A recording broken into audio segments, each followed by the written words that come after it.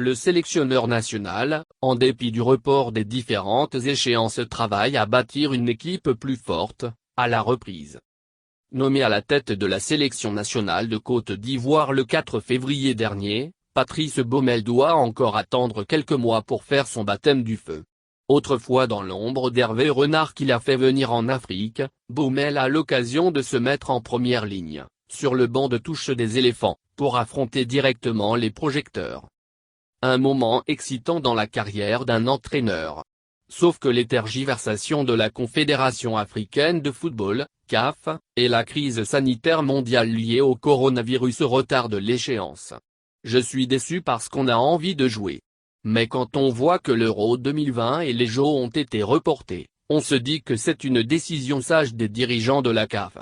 D'un point de vue sanitaire, c'est une bonne chose. Il faut laisser le monde se soigner pour éradiquer cette pandémie, confiait-il à Radio Côte d'Ivoire.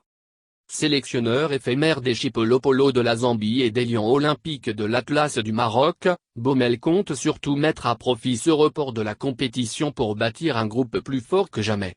On va s'adapter à ce report et je trouve que c'est positif pour nous. Je suis quelqu'un d'optimiste. Cela me donne le temps de travailler, a-t-il expliqué. Patrice Baumel n'est surtout pas payé à ne rien faire.